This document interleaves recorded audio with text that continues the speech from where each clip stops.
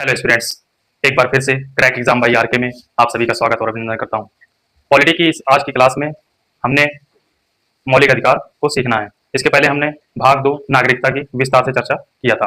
अब हम मौलिक अधिकार के अंतर्गत सभी पहलुओं को एक डायग्राम के माध्यम से और एक फ्लो चार्ट के माध्यम से समझेंगे। तो मौलिक अधिकार को शुरू करने से पहले मैं आप लोगों को जो मौलिक अधिकार के स्रोत और स्वरूप को बता दूंगा। तो मौलिक अधिकार के बारे में चर्चा करते हैं। तो यह भाग 3 में है और इसका जो अनुच्छेद है वह 12 से 35 तक है और जो इसका स्रोत है वो अमेरिका है। स्रोत का मतलब है कि मौलिक अधिकार किस देश से भारत ने ग्रहण किया है। फिर हम नेक्स्ट बात करते हैं इसके स्वरूप को।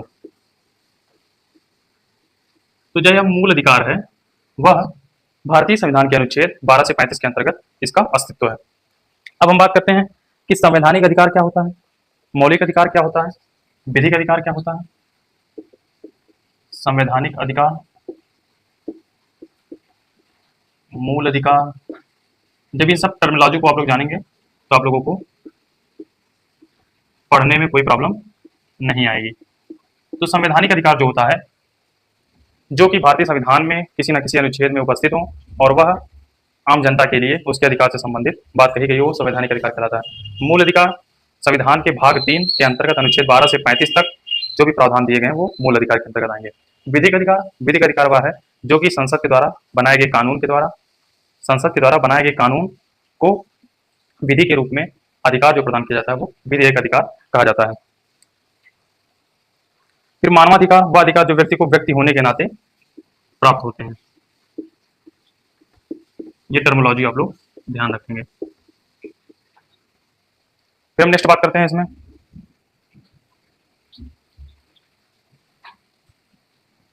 नेक्स्ट टॉपिक इसमें हम बात करेंगे। सबसे पहले जो मौलिक अधिकार है उसका विकास कहाँ हुआ। मौलिक अधिकार का विकास तो हम देखते हैं इसका जो विकास है वो ब्रिटेन में, जैसे कि ब्रिटेन में कोई अधिकार आ गया तो कोई अधिकार पत्र आ गया तो उसमें कहा जाता था कि एक प्रकार का मैग्ना कार्टा है, मैग्ना कार्टा। तो 1215 ईस्वी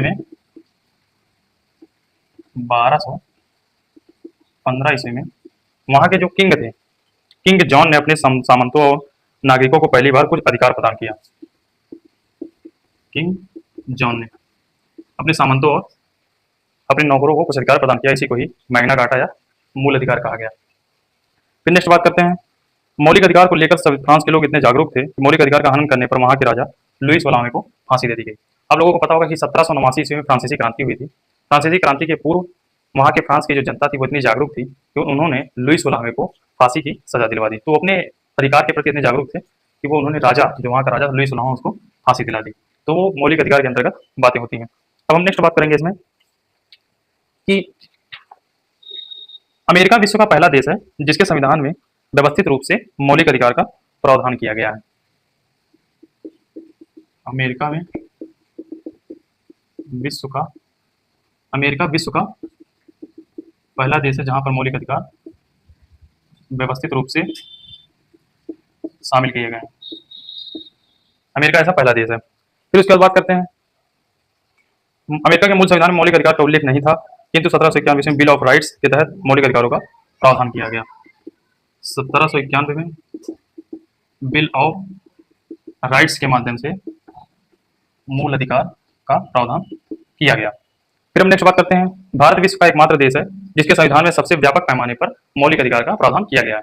भारत एकमात्र देश है जिसका जो मौलिक अधिकार है वह व्यापक पैमाने पर भारत के संविधान में दृष्टिगत होता है। फिर नेक्स्ट बात करते हैं आधुनिक भारत में सबसे पहले अधिकार की मांग 1895 ईस्वी में की गई। इसी प्रकार से हम देखते हैं। अब मौलिक अधिकार की प्रकृति और स्वरूप देखते हैं, इसको इरेज करते हैं और इंपॉर्टेंट बात पर आते हैं जो कि परीक्षा की दृष्टि से महत्वपूर्ण होती है। मौलिक अधिकार की प्रकृति व स्वरूप।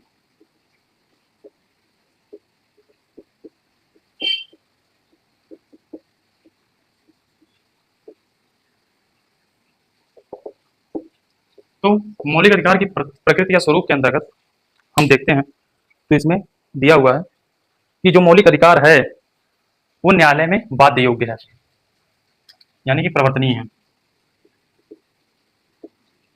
न्यायालय में वाद योग्य है।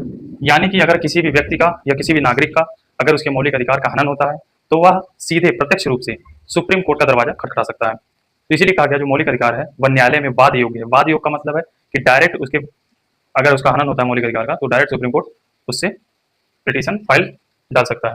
फिर उसके बाद नेक्स्ट बात करता है मौलिक अधिकार ना तो असीमित अधिकार है और ना ही स्थायी अधिकार है। जो मौलिक अधिकार है ना तो असीमित है और ना ही सीमित अधिकार है, ना ही स्थायी अधिकार है।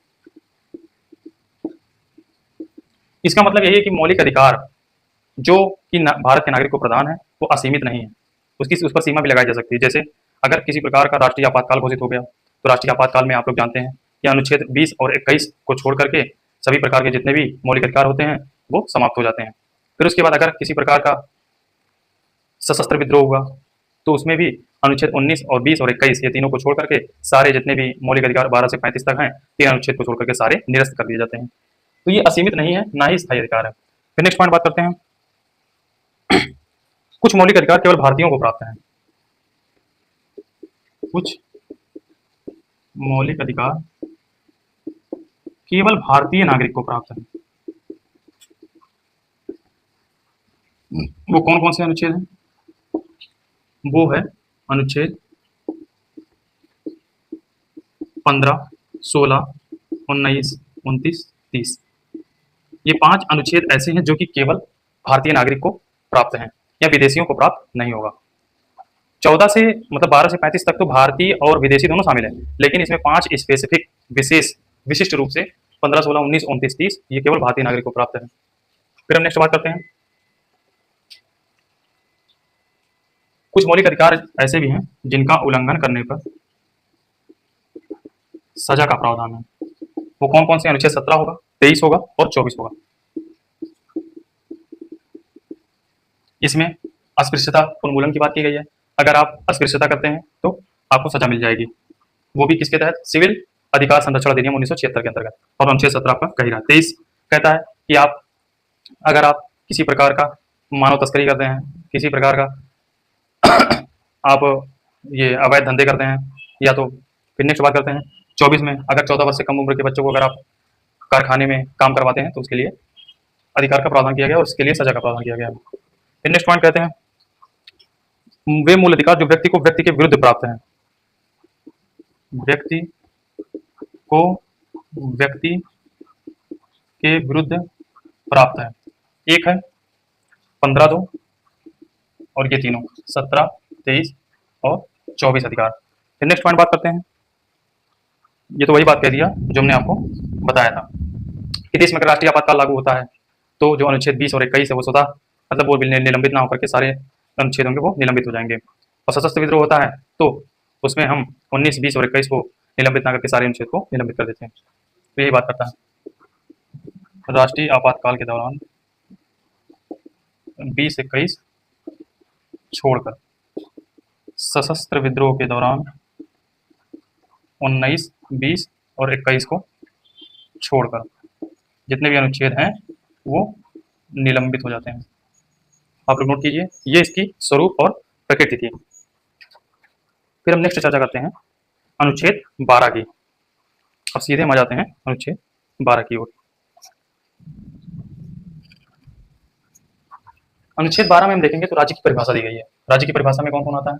संसद आएगा, राज्य विधानमंडल आएगा, जितने भी पीएसयू सार्वजनिक क्षेत्र की कंपनियां हैं वो आ जाएंगी।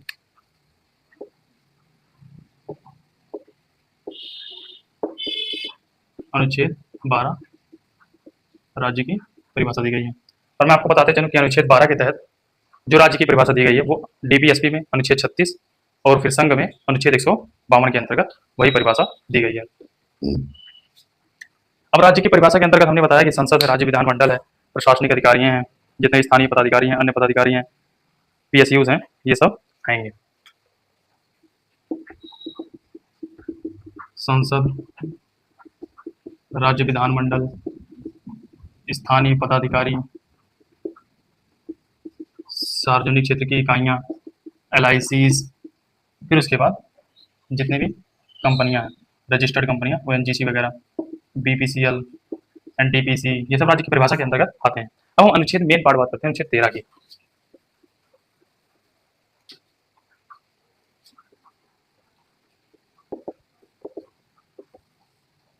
तो अनुच्छेद 13 कहता है कि भारतीय संविधान के अंतर्गत मौलिक अधिकारों का एक महत्वपूर्ण अनुच्छेद है, इसलिए इसे मौलिक अधिकारों का सुरक्षा कवच कहा जाता है।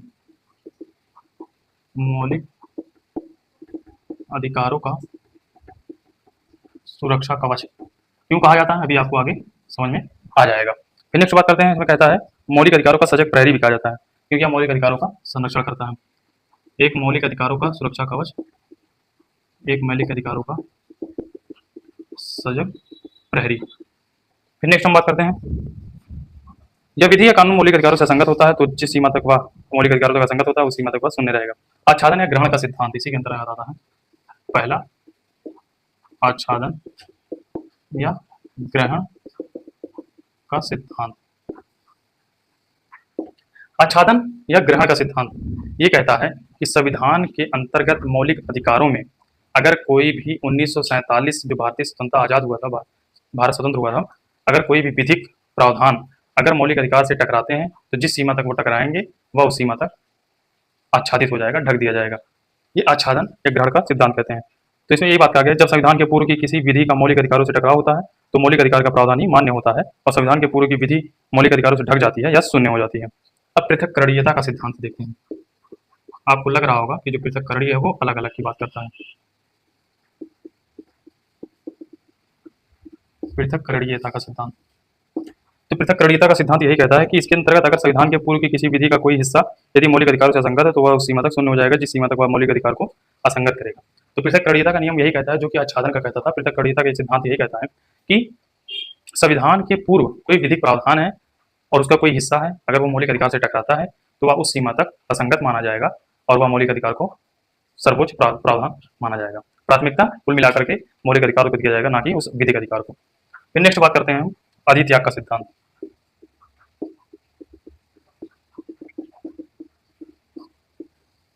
अधित्याग का सिद्धांत क्या कहता है? भारत का कोई नागरिक यदि स्वेच्छा से उसे अपने मौलिक अधिकार का त्याग करना चाहता है तो यह ऐसा नहीं कर सकता, क्योंकि न्यायालय का मानना है कि अभी भी किसी भारत में अधिकांश लोग अशिक्षित एवं गरीब हैं जो अपने मौलिक अधिकार का महत्व नहीं समझते, जिसके कारण कोई अन्य व्यक्ति उनके अधिकारों का दुरुपयोग कर सकता है। तो ये कहा गया है अधित्याग के सिद्धांत में। अधित्याग का सिद्धांत यही है कि अगर आपको मौलिक अधिकार या मूल अधिकार आपके पास है तो आप अपने मूल अधिकार का परित्याग नहीं कर सकते हैं, आप उसको छोड़ नहीं सकते हैं, क्योंकि यह न्यायालय का मानना है कि जो मौलिक अधिकार है वो मानव का एक प्रकार का महत्वपूर्ण अधिकार है, जो कि वह अशिक्षित और गरीब होने के कारण अपने मूल अधिकार के बारे में अगर जानकारी नहीं रखता है तो इसलिए वह अपने मूल अधिकार का परित्याग नहीं कर सकता। फिर नेक्स्ट बात करते हैं, अमेरिका के नागरिकों को स्वेच्छा से अपने मौलिक अधिकारों का त्याग करने का अधिकार है। अमेरिका वासी को स्वेच्छापूर्वक मूल अधिकार त्याग करने का अधिकार प्राप्त है। यह अधिकार अमेरिका वासियों को दिया गया है। फिर हम नेक्स्ट बात करते हैं इसमें अनुच्छेद 13 के अंतर्गत यह प्रश्न उठा कि संसद मौलिक अधिकार में संशोधन कर सकती है या नहीं कर सकती है। तो हम बात करेंगे कि संसद मौलिक अधिकार में संशोधन कर सकती है या नहीं कर सकती है, क्या यह उसका अनन्य अधिकार क्षेत्र है।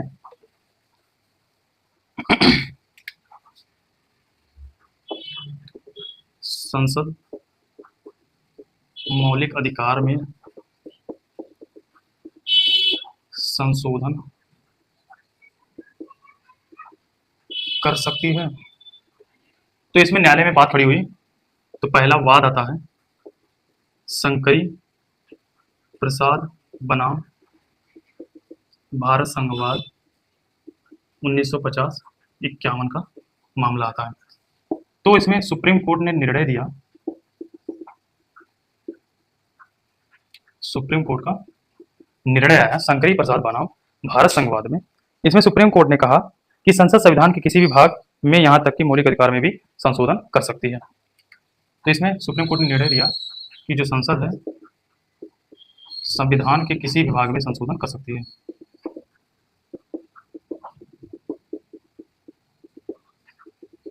फिर उसके बाद सेकंड आता है सज्जन सिंह बनाम, क्या है, सज्जन सिंह बनाम राजस्थानवाद 1965।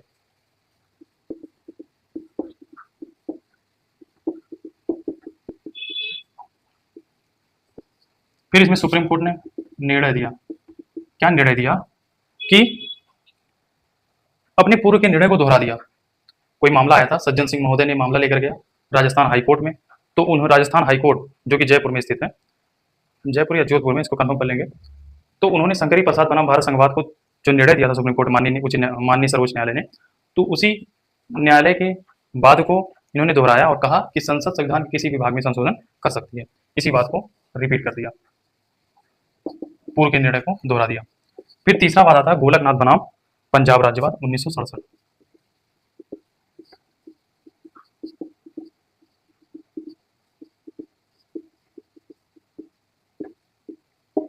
इसमें सुप्रीम कोर्ट ने निर्णय दिया कि गोलकनाथ बनाम पंजाब राज्यवाद 1967 में सुप्रीम कोर्ट ने निर्णय यह दिया कि संसद जो है किसी भी भाग में संशोधन नहीं कर सकती है। 11 न्यायाधीशों की पीठ ने अपने पूर्व के निर्णय को बदलते हुए यह कह दिया कि संसद जो है मौलिक अधिकारों में परिवर्तन या संशोधन नहीं कर सकती है। 11 न्यायाधीशों की पीठ ने निर्णय दिया, वो भी 6:5 के अनुपात में निर्णय क्या आया, संसद मौलिक अधिकार में संशोधन नहीं कर सकती। यह निर्णय आया माननीय सर्वोच्च न्यायालय का, वो भी 6 और 5 के अनुपात में निर्णय आया। फिर आप लोग इसको नोट कीजिए, स्क्रीनशॉट लीजिए, फिर नेक्स्ट पॉइंट बात करते हैं। और इसमें जो मुख्य न्यायाधीश थे वो मुख्य न्यायाधीश थे जस्टिस के सुब्बा राव, जिसको हम इरेज करते हैं। फिर हम देखते हैं कि संसद ने इस वाद को समाप्त करने के लिए क्या प्रावधान किया। फिर उसके बाद संसद ने क्या किया, गोलकनाथ बनाम पंजाब राज्यवाद 1967 के बाद या मामले को इन्होंने चैलेंज किया सुप्रीम कोर्ट में, और चैलेंज किया तो उसके बाद उन्होंने नहीं माना, गोलकनाथ बनाम को ही सर्वोच्च ठहरा रहे थे। फिर संसद ने क्या किया, 24वां संविधान संशोधन किया, और उसके तहत जो संसद को मौलिक अधिकार में परिवर्तन करने का अधिकार नहीं दिया गया था गोलकनाथ मामले में, उसने अधिकार को अपने पक्ष में कर लिया। 24वां संविधान संशोधन 1971 1971 में क्या किया, संसद मौलिक अधिकार के अलावा किसी भी भाग में संशोधन कर सकती है। अब नेक्स्ट पॉइंट आता है केशवानंद भारती बनाम केरल राज्य।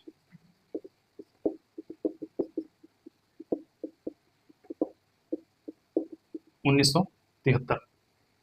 ये इतना इंपॉर्टेंट है कि किसी न किसी रूप में परीक्षा के दृष्टिकोण से बहुत इंपॉर्टेंट है, और किसी न किसी परीक्षा में यह पूछ लिया जाता है, तो आप लोग इसको याद रखिएगा।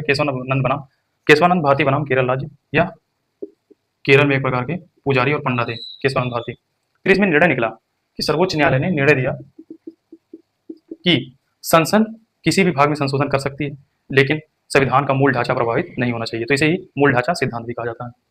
क्या कहता है, सुप्रीम कोर्ट ने निर्णय दिया, संसद किसी भी भाग में संशोधन कर सकती है, परंतु उसका मूल ढांचा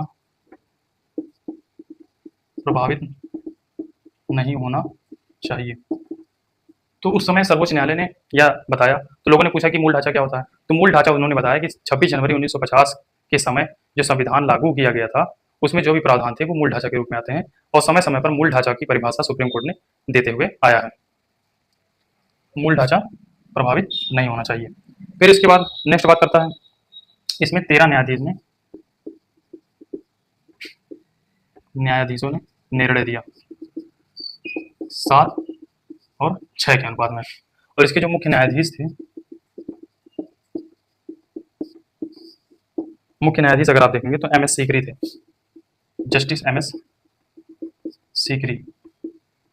ये इंपॉर्टेंट हो जाता है और ये 5 स्टार का सवाल है ये। फिर नेक्स्ट पॉइंट देखते हैं, स्वतंत्र भारत के इतिहास में अब तक की सबसे बड़ी बेंच केशवानंद भारती बनाम की है।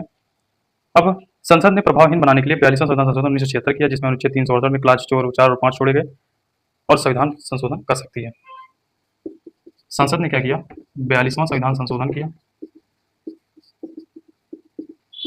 1976 किया, जिसमें अनुच्छेद 368 के अंतर्गत उपवर्ग 4 व 5 जोड़ा और कहा कि संसद संविधान के किसी भी भाग में संशोधन कर सकती है। संसद संविधान के किसी भी भाग में संशोधन कर सकती है। केशवानंद भारती बनाम केरल राज्य 1973 के मामले को प्रभावहीन बनाने के लिए संसद ने 42वां संविधान संशोधन 1976 किया, जिसमें संसद ने यह प्रावधान कर दिया अनुच्छेद 368 के अंतर्गत, जो कि संविधान संशोधन का एक भाग है, उसमें क्लॉज 4 और क्लॉज 5 जोड़ दिया और कहा कि संसद संविधान के किसी भी भाग में संशोधन कर सकती है। ये लड़ाइयाँ चलती गई। फिर उसके बाद अगला मामला आता है 1980 का, जो कि मिनर्वा मिल्स मामला होता है। अब उसको देखेंगे। मिनर्वा मिल्स मामला 1980 का है, जिसमें कहता है मिनर्वा मिल्स मामला, मिनर्वा मिल्स बनाम भारत संघ वाद 1980। इसमें कहा गया, केशवानंद भारती बनाम केरल राज्य के मामले को दोहराते हुए सुप्रीम कोर्ट ने कहा कि संसद किसी भी भाग में संशोधन कर सकती है, परंतु उसका मूल ढांचा प्रभावित नहीं हो सकता है। ये केशवानंद भारती के मामले को दोहराया।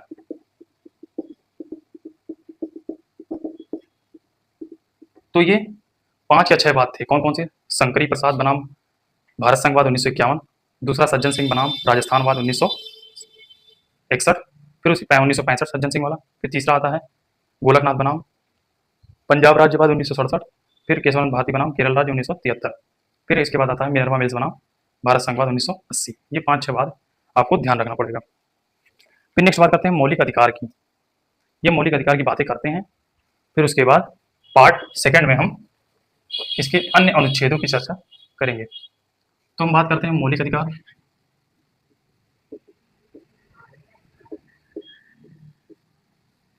ये जो मौलिक अधिकार है हमारे मूल संविधान में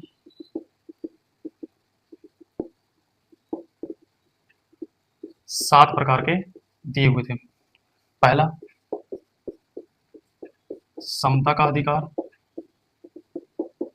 अनुच्छेद 14 से 18। दूसरा, स्वतंत्रता का अधिकार,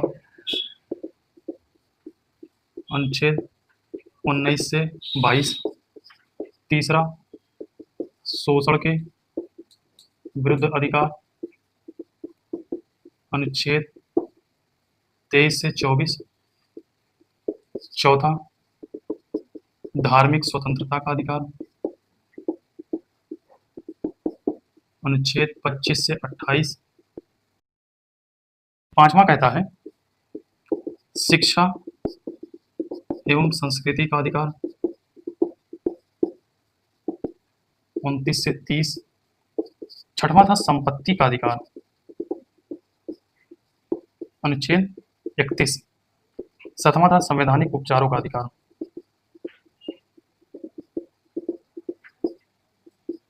यह था अनुच्छेद 32। मूल संविधान में 7 प्रकार के मौलिक अधिकार दिए हुए थे। अब वर्तमान में 6 मौलिक अधिकार है। जो ये संपत्ति का अधिकार है, अनुच्छेद 31, इसको समाप्त कर दिया गया है। और इसको समाप्त कैसे किया गया है? ये समाप्त किया गया है 44वां संविधान संशोधन 1978 के द्वारा। इसको संपत्ति के अधिकार जो मौलिक अधिकार में था, इसको बना दिया गया है विधिक अधिकार।